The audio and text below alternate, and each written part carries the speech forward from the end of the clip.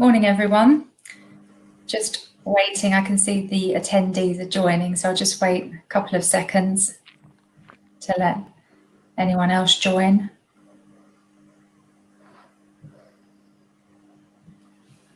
I'll just introduce us. So welcome to the fourth of our webinars for employers. I'm Angie Crush and I'm a partner in our employment team here at Thomas Mansfield. Today I'm joined by my colleagues Meredith Hurst and Julie Goodway. Hello. Hello. Now, many of you will know who we are and may well already be our clients, but for those who aren't, I'll quickly introduce the firm. Thomas Mansfield is a specialist employment law firm. We work with a wide range of employers, often with HR managers, and also with business owners direct, where there isn't a separate HR function. Now, today we'll be discussing the hot topic of whistleblowing. And a lot of employers may never have thought much about whistleblowing in the context of their business, perhaps thinking that it didn't really come up that often in what they did. But COVID-19 has certainly brought whistleblowing to the masses. Given the scale of the whistleblowing that seems to have taken place by employees in recent months, it seems inevitable that we're going to see an increase in tribunal claims in this area. And this is why we've decided to focus today's webinar on this topic.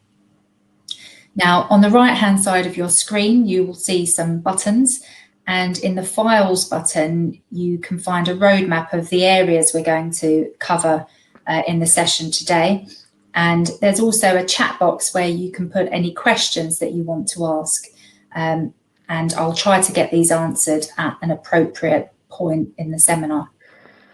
So first of all, and before we sort of go into the nitty-gritty law, if you go to the polls section on the right-hand side, I'm just going to publish a poll just to try and gauge a general level of knowledge in the area, to see if you could all answer, what do you think the maximum compensation is for a whistleblowing claim? So you can answer £88,519, 52 weeks gross pay, or unlimited. So if I can ask you to give your replies for that poll. I'll wait a couple of seconds to see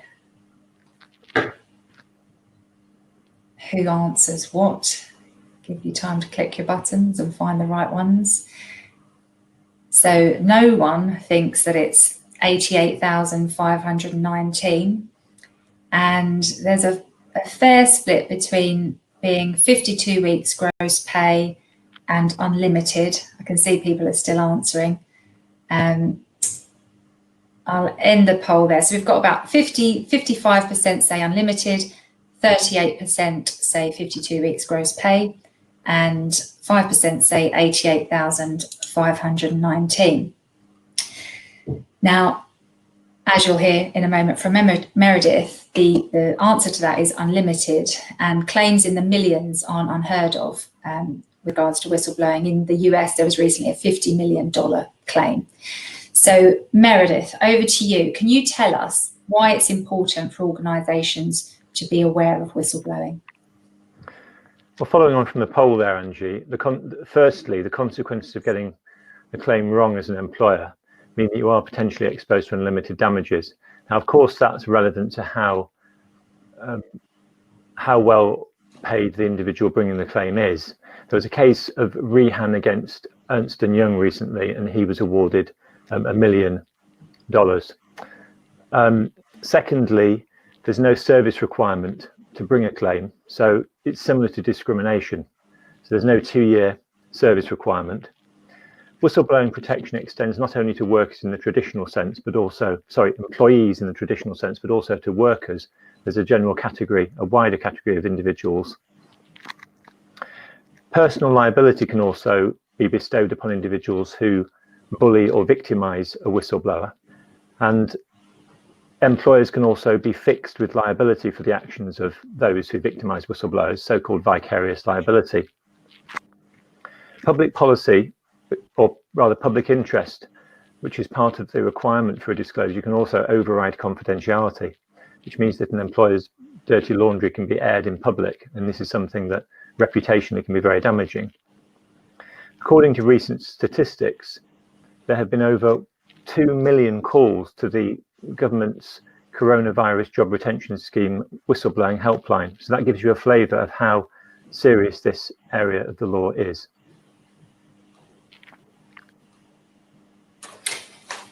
The recent COVID-19 has definitely sort of brought about an increase. Julie, do you think we will see an increase in whistleblowing because of COVID-19?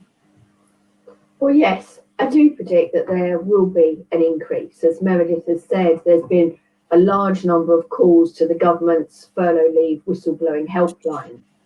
And I suppose obvious examples of whistleblowing connected with COVID-19 will be complaints that an employer hasn't followed the furlough pay rules properly.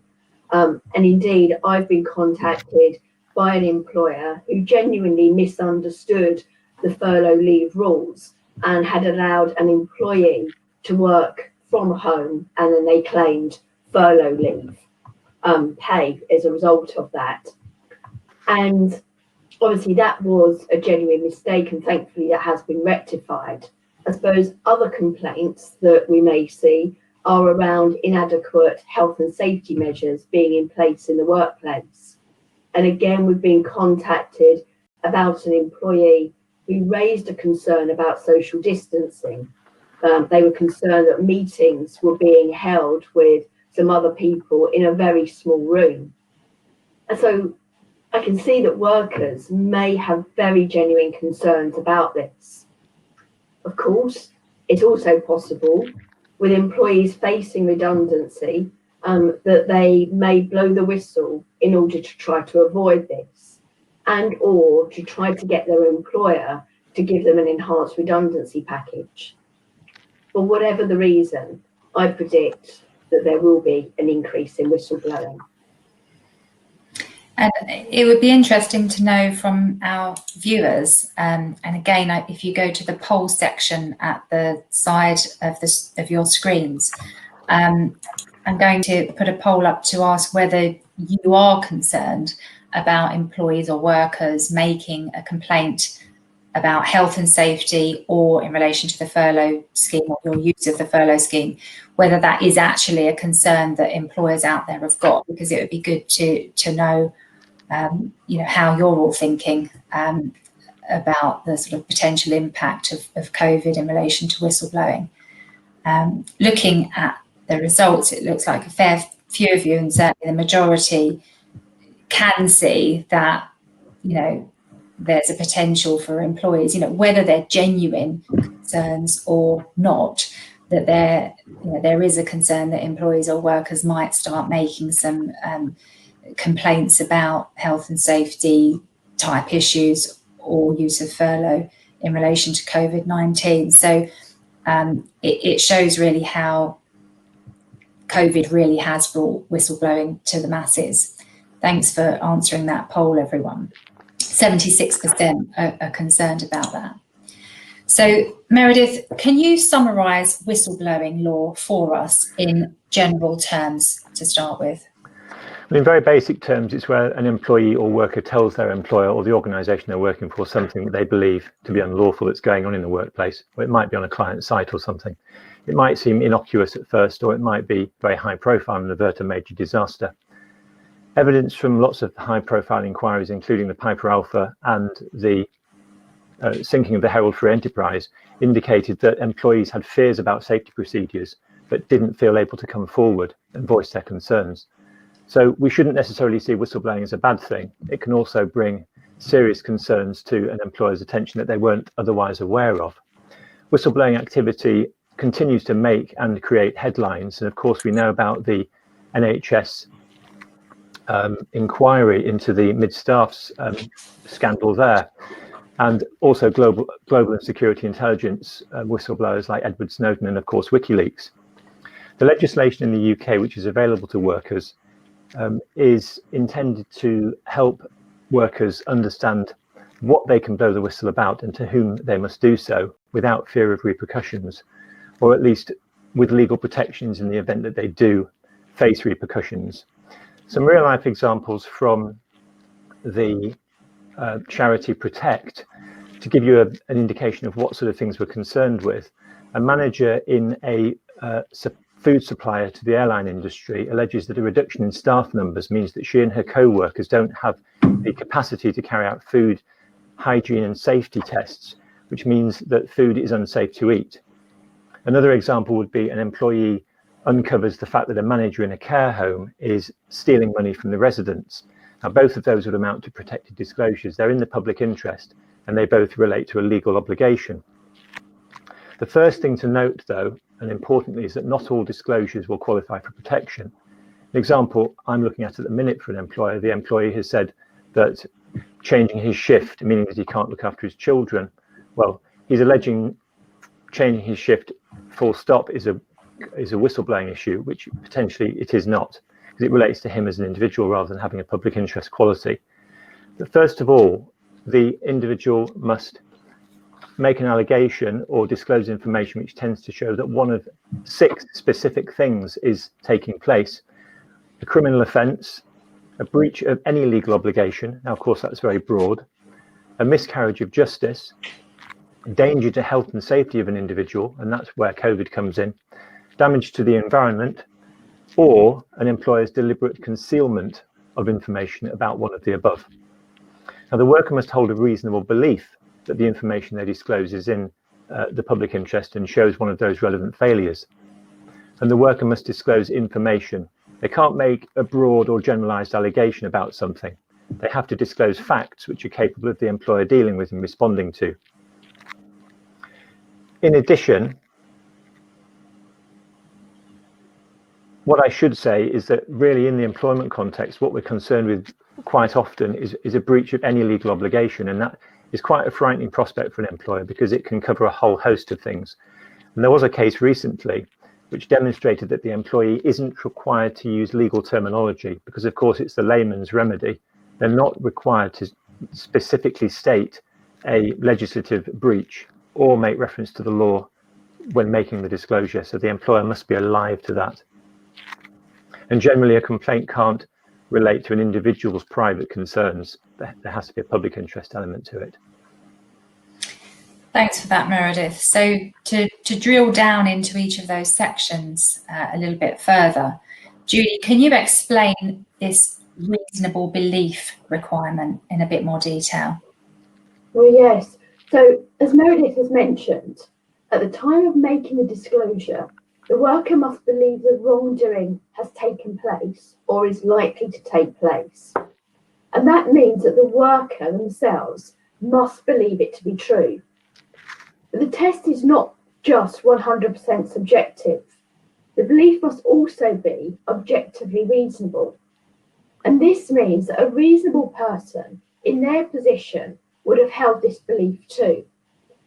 This generally means that the worker needs to have some form of information to support their concern, so they can't simply rely upon unsubstantiated rumours. The law also expects the whistleblower to exercise some judgment based on the evidence and resources that are available to them at the time. So therefore, those with professional or insider knowledge will be held to a different standard in respect of what is reasonable for them to believe. And what's probably helpful here is to look at an example, and that's the case of Ease Warren against St George's University of London. And here, Dr. Ease Warren was a medical worker, and he worked in a lab, and he complained that his lab was too cold. And the reason it was too cold was because the windows were open in the winter, and he said that the staff and students were at risk of pneumonia. Now, the tribunal held that this was not a reasonable belief, and the reason being is because working in cold temperatures does not cause pneumonia. Dr. Ease Warren had no evidence to support his concern, and actually, it turns out that he admitted at the tribunal that he was aware that pneumonia could not be contracted if working in well-ventilated room, and certainly his room was well ventilated because the windows were fully open. So his belief that he had regarding the risk of pneumonia was therefore held not to be reasonable. But having said that, the worker doesn't need to prove that the wrongdoing that they are disclosing is true. It also doesn't matter if it later transpires that the belief in the wrongdoing was mistaken. What's important is that at the time the worker makes the disclosure, it's based on their reasonable belief at that time. Thanks for that, Julie. It never ceases to amaze me how many disputes there are about the temperature in the office. Certainly seen a handful of them over the years. And going on to the second part of the sort of requirements, what does it mean for a disclosure to be in the public interest? And perhaps can you give us a few examples of that? Sure. So since June 2013, there's been a requirement that a worker must have a belief that the disclosure is in the public interest. And again, that belief must be reasonably held. So at the time that they make the disclosure, the worker must believe the disclosure is in the public interest, and that belief must be objectively reasonable. So for a disclosure to be in the public interest, it cannot relate only to the individual worker and the individual whistleblower. There must be a public interest connection. So as you said, probably helpful to look at a few cases in relation to this. And one of the key cases on this is a Court of Appeal case of Chesterton against Nur Mohammed.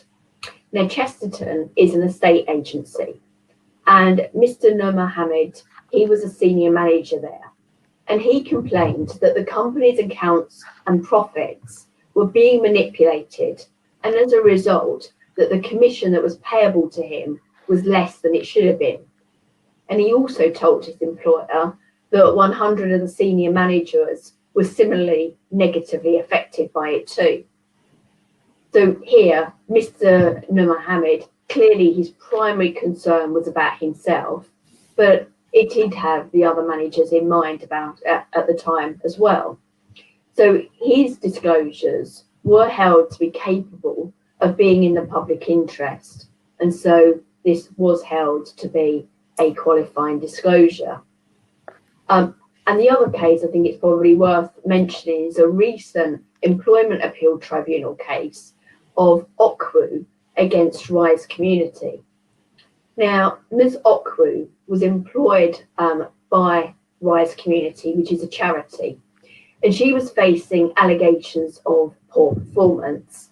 And she obviously was defending this, and in defending it, she raised concerns about a potential breach of data protection legislation. She obviously did that in defence of the allegations, and so for reasons of self-interest. But the Employment Appeal Tribunal held that nonetheless, at the time, she did have a reasonable belief that her allegations about the breach of data protection were in the public interest. So that case is a clear reminder that the public interest need not, though, be a whistleblower's primary motivation for making a disclosure. That's good to know, Julie. And what about any cases that have gone the other way, where it's been decided that there was no public interest in respect of it? Well, yes, I mean, I suppose that the key thing here is as well just to remember that it's the employer's or the worker's belief in the public interest. And there is a case where it was held that there was no reasonable belief by the worker in the public interest. And an example of that is a case of Parsons against AirPlus International. Ms. Parsons was AirPlus's legal compliance officer, but she actually had quite limited experience in that type of role. And early on in joining AirPlus, she started to raise concerns about compliance issues. she got it into her head that they needed a consumer credit license, and she was demanding confirmation that she wouldn't be personally liable if the company didn't get this. Now, she was mistaken in her belief that they needed this license, and her manager pointed that out to her and advised her that don't send warnings about non-compliance without knowing the facts. But Ms. Parsons, I think, seemed to have, just generally perhaps wasn't really the right fit there. She keeps raising these matters. She seems to have some issues with the way that she interacts with her colleagues, and it seems to be quite rude at times. In particular, she's quite aggressive to the managing director at times as well. So she ends up being dismissed after just 6 weeks of being there, and she brings a claim against the company. And here the Employment Appeal Tribunal said that there was no element of public interest in her disclosure. She raised the compliance issues purely out of her own self-interest, though she wasn't doing so because of a belief that it was against the public interest. And in any event, she wasn't dismissed because she raised a complaint, but simply because of her manner and her attitude. Thanks for that recap, Julie. And just to go to that, it's not a question, but one of our viewers have said that they're certainly aware of employers who have forced employees to work during furlough leave, going back to the previous section about this being a subject on the increase. And I think probably Julie and Meredith, both of you have seen various complaints and issues arising in our practice in the last few months as well. I certainly had one situation where it was a beauty salon. They needed to make some redundancies because everything shut and they couldn't see it would go straight back to normal. And everyone was furloughed, but one of the furloughed workers put a post on Facebook, just sort of advertising their products, thinking it would be a good thing to do to sort of stay in touch with customers during this lockdown period. And then one of the other beauticians who was unfortunately made redundant then made a complaint saying that the employer had allowed them to be doing work during furlough because this post where she was showing her sort of daily beauty routine had been put online. And I have to say, I thought that was a very grey area. I mean, is that work for the employer? It was on the actual company Facebook page. So you can see lots of tricky situations that are going to be coming up. But again, as Julie said, in that case, ultimately the reason for the redundancy wasn't because she'd blown the whistle about this, but it was because there genuinely was redundancies going on. So Meredith, we know that in order for a disclosure to be protected, there has to be a reasonable belief and there has to be a public interest element to that disclosure. Does it matter who the whistleblower makes the disclosure to in order for it to be protected? Well, yes, indeed. For a protected disclosure to qualify under the law, it has to be disclosed to the correct individual or organisation or body. The legislation provides that, first of all, the worker's employer, and you'd expect that because how else is the employer going to know about it? Secondly, the person responsible for the relevant failure, and that might well be a client, and I'll come on to that in a moment, legal advisors, government ministers, and a person finally prescribed by the Secretary of State. So we're used to, particularly in the financial services sector, disclosures to the Financial Conduct Authority, Prudential Regulation Authority, HMRC, and Ofcom. Now, employer in this context isn't defined in the legislation, so we have to be careful about this.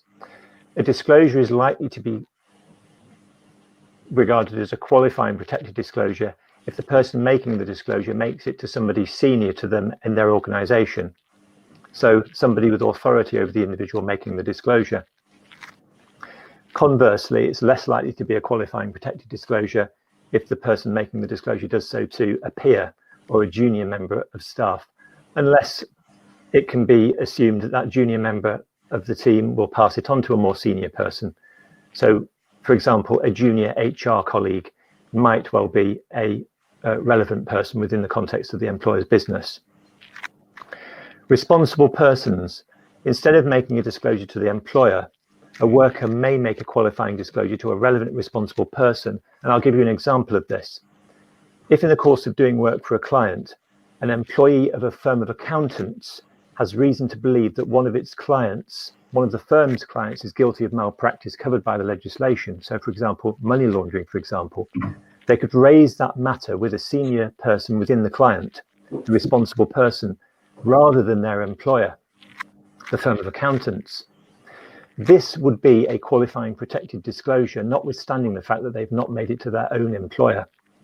If the client asked the whistleblower's employer to remove them from the employment and the accountancy firm agreed, or the client asked that individual to be removed from their account, for example, then the employee could have the benefit of a claim against their own employer for detriment or dismissal.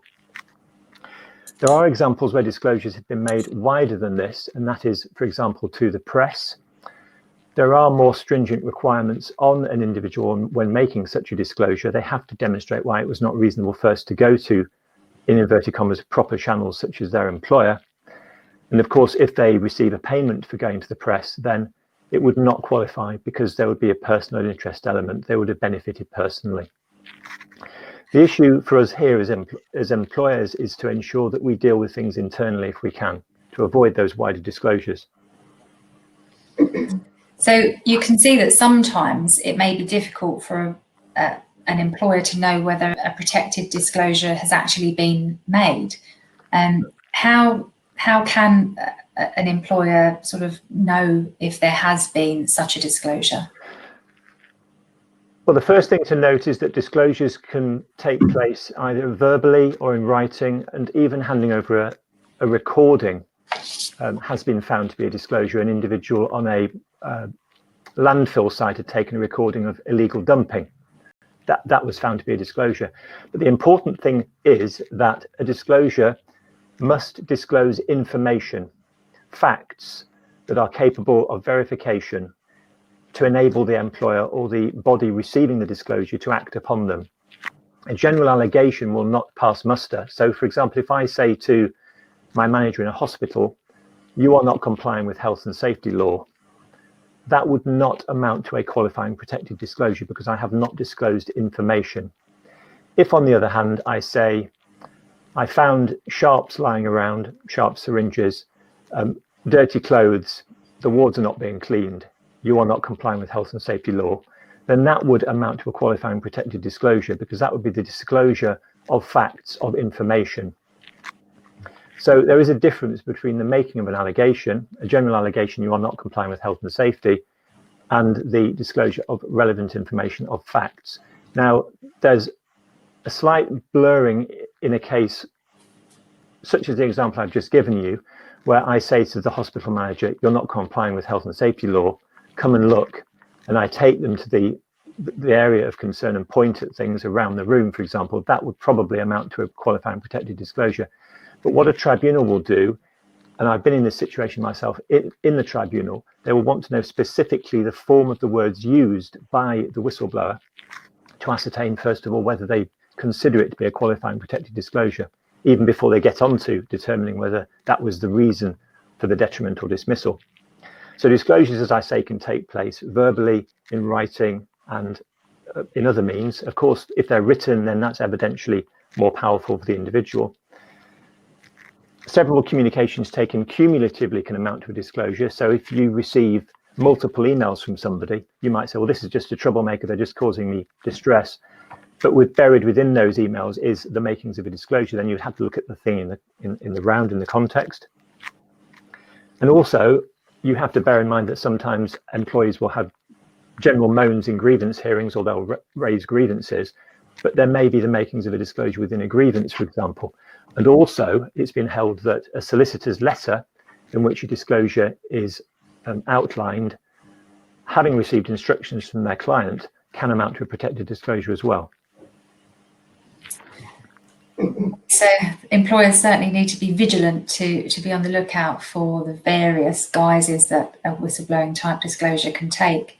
And Julie, one question is whether protection can extend to these employees and workers even before the employee or worker has blown the whistle. So, for example, if the employee was in the process of gathering evidence in preparation to blow the whistle, could this in itself amount to a qualifying disclosure?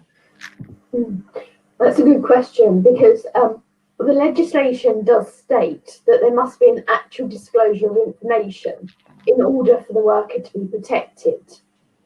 But there is an employment tribunal case of Billsborough against Berry Marketing Services. And here, Mr. Billsborough was researching into how to blow the whistle about a data protection breach. He was intending on blowing the whistle to the regulatory body, the Information Commissioner's Office. And his employer found out about it. And what do? Well, they suspend him. So the Employment Tribunal considered that Mr. Billsborough's suspension was because of his research into whistleblowing, and that as a result, it was a whistleblowing detriment. The Employment Tribunal noted in that case that the whistleblowing legislation should be interpreted to cover this scenario, because they were concerned that otherwise unscrupulous employers could act swiftly to punish workers before they'd had the chance to make a disclosure. But having said that, this decision is not binding on other tribunals because it was just a first instance case.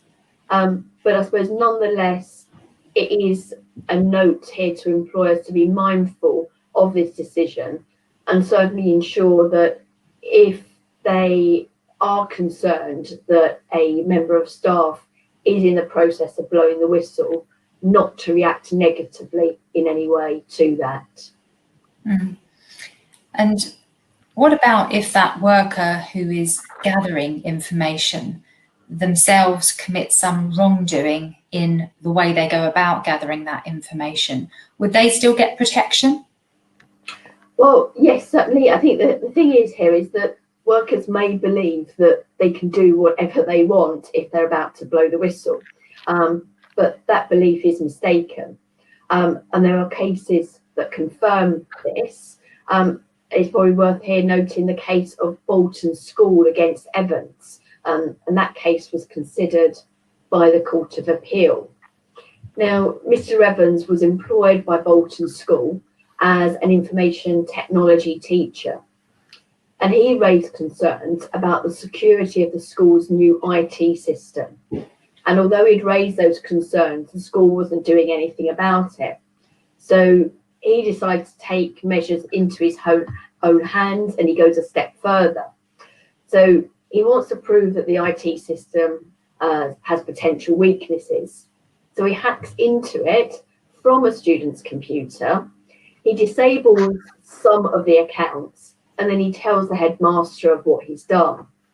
The school views this hacking without authority as misconduct, and they give Mr. Evans a written warning.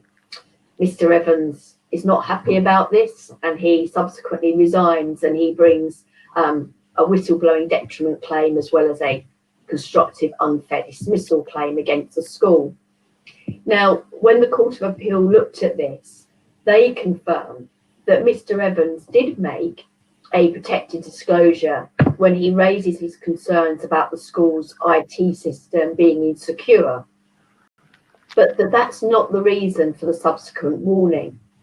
The warning was because of his hacking, and the hacking itself was separate and was not protected by the whistleblowing legislation. So it's therefore not appropriate for workers to commit wrongdoing in the way that they gather information or make a disclosure. And if they do commit wrongdoing, then that could result in disciplinary action being taken against them. Again, just for employers to be careful that if they are taking disciplinary action, to ensure that their motivation isn't because the worker has blown the whistle, and perhaps also important that it's not seen to be because the worker has blown the whistle. Okay. Just before I ask you a question, Meredith, we aren't getting many questions, so do feel free to ask questions in the chat box. Everyone, don't forget that this is we have subject matter to cover, but we want to be interactive and try to sort of answer any questions that you've got. Meredith, throughout this webinar, we've been talking about employees and workers, but just so that everyone's clear, who exactly is protected from detriment and dismissal in a whistleblowing scenario? Indeed, yes. Well, because of the public policy behind the whistleblowing legislation, which is to protect the public, the legislation expressly provides a wider protection for a wider category of individuals, as we've said, not just employees in the traditional sense, but also workers. And there's also an extended definition of worker in the context of whistleblowing. Now, a worker is defined as someone who works under a contract of employment, but it also covers working under any other contract where they perform work personally, except where they are genuinely self-employed. So that could cover somebody such as a 0 hours worker or a casual worker. Now, the extended definition in whistleblowing is interesting. Agency workers and individuals performing their services through personal service companies are also protected. That is, individuals supplied via an intermediary or an employment business, provided that the terms are not set by the worker themselves, but by the employment business or the end user. And the authority on that is Croak against Hydro Aluminium Worcester Limited. Several years ago, I acted for a lady who offered her services via a personal service company. She was provided with work in Lambeth Borough Council via an agency, and she made disclosures about child protection issues and was found to be protected. So it's important to bear that in mind. LLP members of law firms, accountancy practices and the like are also protected. There is a limit to the definition, and that is because there needs to be a contractual relationship between the worker and the entity to whom services are provided. So volunteers and interns, self-employed workers and job applicants are not protected, although there is a specific exclusion for workers in the NHS. Okay. The categories really are extremely wide, and employers have a tendency to just think about employees having protection, but it's so much wider in this particular sphere. So what is it that employers, and I use the word employers because it may be a worker or a personal service company that's doing the work for you. What is it that employers can't do to whistleblowers? What is their protection from? Yes, well, hopefully the employer will deal with the whistleblowing sensibly and will be appreciative of it, unless it's really causing them a serious headache. But if the employer does act inappropriately by either subjecting the individual to a disadvantage, or what we call in law a detriment, or they dismiss the individual for having the temerity to make the whistleblowing complaint, then the individual will be protected, provided, of course, they establish that there is causation.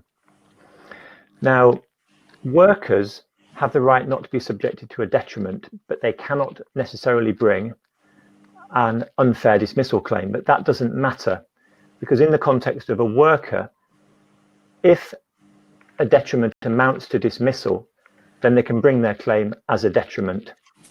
And it's a very important thing to realise this, because the legal test for establishing detriment is easier to establish than the legal test for dismissal. So what this means is that those workers in that wider category may well be able to bring their claims easier than an employee who is dismissed. I'll give you some examples of detriments. There was a case against Scarborough Borough Council where the employee, it was an employee in this case actually, an employee's whistleblowing was not kept confidential, and his colleagues found out about it, and they started to make rumours about him, saying that he was a troublemaker, and that was regarded to be a detriment. In a recent case, a letter written by the NHS to the press defending its position was also found to be a detriment, because in it there was implicit criticism of the whistleblower. The Whistleblowing Code of Practice, or sorry, the Whistleblowing Commission Code of Practice lists a number of potential detriments, things like failure to promote, denial of training, closer monitoring, ostracism, and these are the things that we see when advising employers and employees alike. And of course, dismissal, which speaks for itself. Now, detriment and dismissal can give rise to awards of compensation. Detriment can give rise to injury to feelings compensation, which is similar to injury to feelings in a discrimination context. Compensation awards are uncapped, as we've already seen.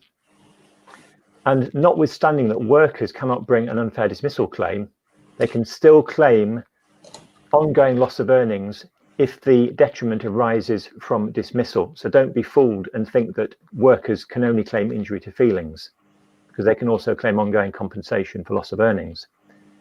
There is another remedy which is available only to employees, and this is called interim relief, where if the unlawful treatment amounts to dismissal, they can make an application to the tribunal within 7 days, ordering the employer to reinstate them. And in extreme cases, there are reported authorities of employees, workers suffering career-long loss, particularly in a clinical setting in the NHS, perhaps where a doctor is dismissed and is never able to reach consultant level again. So it's very important to bear that in mind. And Julie, what if the person dismissing the worker is unaware that the worker has in fact blown the whistle, perhaps to someone else in the organisation? Is this a risk area for employers? Well, yes, it is a potential risk area. And there has been a recent Supreme Court decision on this subject in relation to where an employee has been dismissed. And that's the case of Royal Mail against Duty. Now, Ms. Duty makes a protected disclosure to her line manager. She tells him that a colleague, about her concerns, a colleague is breaching Ofcom guidance.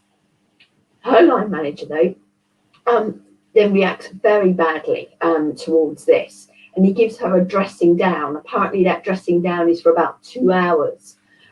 He then goes on to start complaining about her performance, gives her a performance improvement plan, etc. But in fact, the reality is that there were no real issues with her performance. And that line manager then recommends that she be dismissed.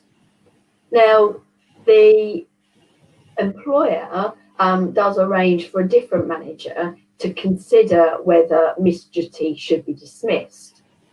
And that other manager acts in good faith on the evidence that she has and decides to dismiss Miss Duty on the ground of poor performance.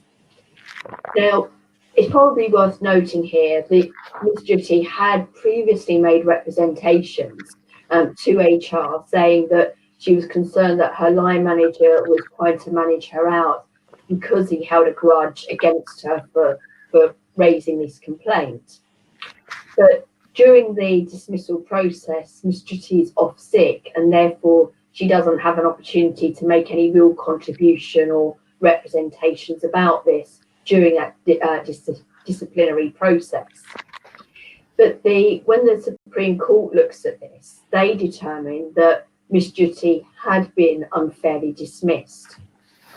The real reason for her dismissal was because she had blown the whistle, and it was her line manager that had decided she should be dismissed. And so it was possible to attribute that line manager's state of mind to the employer.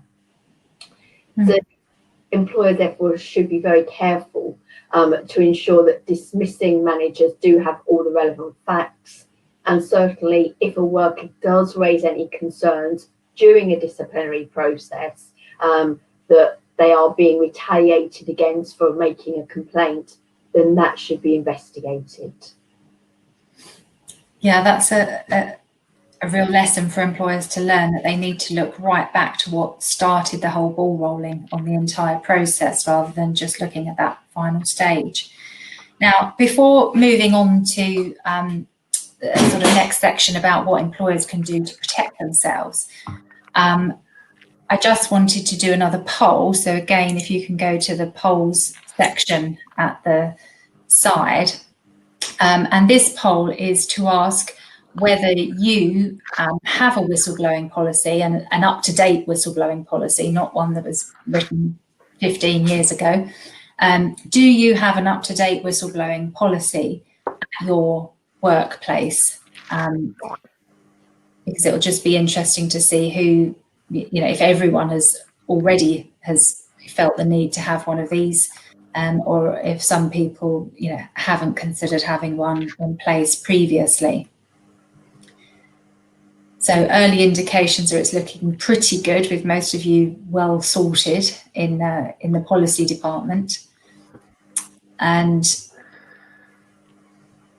there's a couple who aren't sure whether they've got one, and so 8% not sure, 8% don't have one, but the vast majority, 83%, do have an up-to-date whistleblowing policy at their workplace. So this next section, for those, given that most of you seem to have one, you can just go back and cross-reference this next section to check that your policy does include all of these things. Because now I'm going to ask Meredith to sort of give us a little bit of information about what employers can do to protect themselves, and what key points a whistleblowing policy should include. Well, I think it's important, first of all, to remind us that whistleblowing shouldn't necessarily be seen as a bad thing. Of course, if we go back to those very serious cases of Piper Alpha and the like, that had employees been able to come forward or felt able to do so, then it might have averted a major disaster.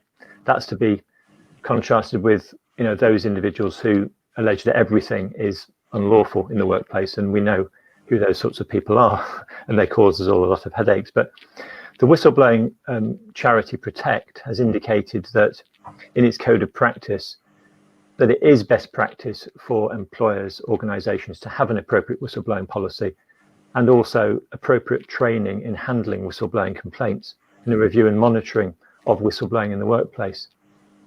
It's considered best practice for employers to make sure that staff are aware of an easily accessible whistleblowing policy or appropriate written procedure, train staff on how to make disclosures properly and how managers can deal with them, develop a culture where staff feel safe to make disclosures and that they know to whom to go to, and that they are confident that they will not face any detriment for doing so, and undertake to protect the identity of the worker making the disclosure unless you're required by law to reveal it, because of course disclosing the identity can lead then to detriments against that individual. Whistleblowing legislation imposes no positive obligation on an employer to have a policy. The law is there to protect individuals from detriment and dismissal, but it is a good reason to have one. It shows that an employer is committed to listening to workers' concerns and that it welcomes information being brought to its attention. So a policy should include a general intent, or a statement of intent rather, that the organisation will not penalise an individual for blowing the whistle. It's sensible to have a user-friendly definition of what whistleblowing is, and making it clear that it must relate to one of the 6 breaches of the law, so that individuals aren't making complaints and alleging that they're whistleblowing when they're not, which is clearly going to be a waste of management time and so on. The form the disclosure should take, and it might be sensible to have a specific written pro forma that the individual can fill in, confirmation of to whom the disclosure should be made, and then naturally the organisation's process thereafter and possible outcomes, possible responses to that. And as I've said, we shouldn't necessarily see whistleblowing as a bad thing, but you might ask me, why make it easy for someone to blow the whistle? Well, the legislation and the case law over the years has made it clear that employers' interests are best served by having a policy which conveys the message that employers are ready and able to investigate allegations of malpractice and take appropriate action if the allegations are well founded. If these messages are heeded, then disclosure to an external body or the press, for example, ought to be avoided and will not be necessary or appropriate. So damage limitation and de-escalation are important in this context, not least because of the cost and reputational damage that an employer may face if they don't deal appropriately with whistleblowing internally. Thanks, Meredith. So some compelling reasons there as to anyone who doesn't already have an up-to-date policy to implement one ASAP.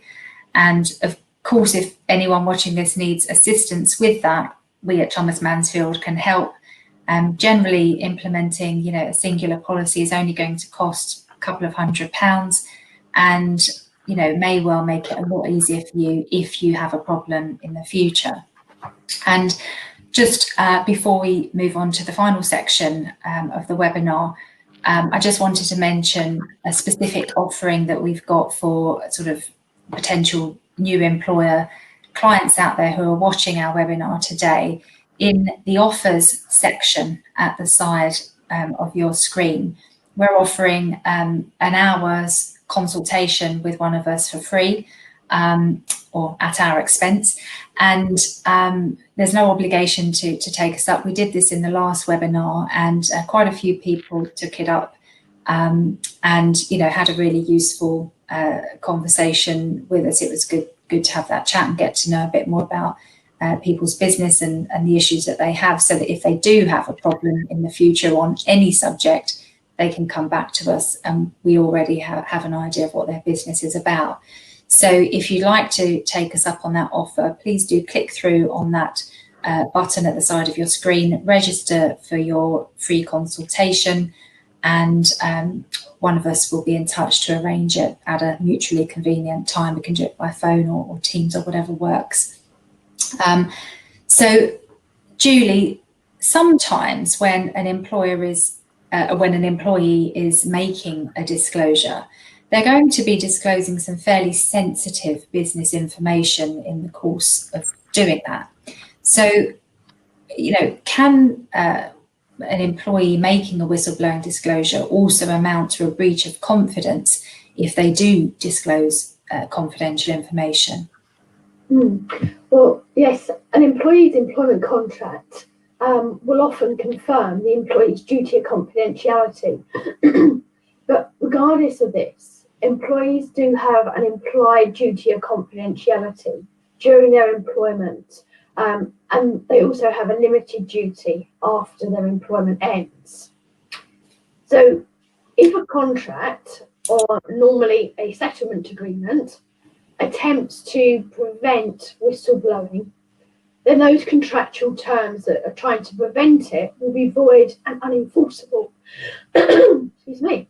Therefore, a genuine act of whistleblowing will not amount to a breach of confidence.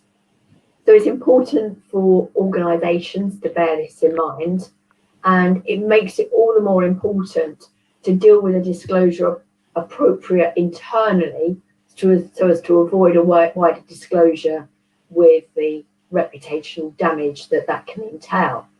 Now, excuse me, let me just cough. Whilst confidentiality terms can prevent whistleblowing, but that's not the case for contractual provisions preventing non-derogatory statements, as are often found in settlement agreements.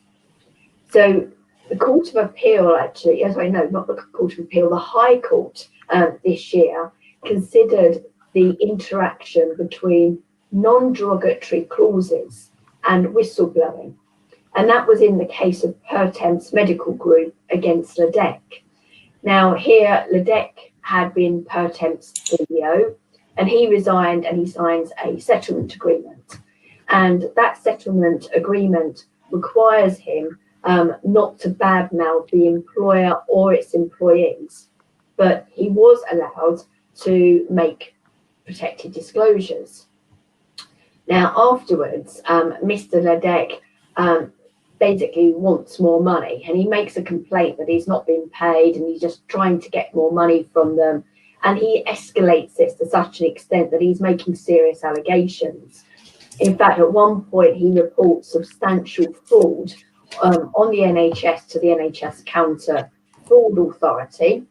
And he also, in doing so, starts sending emails to various parties alleging wrongdoing by the company.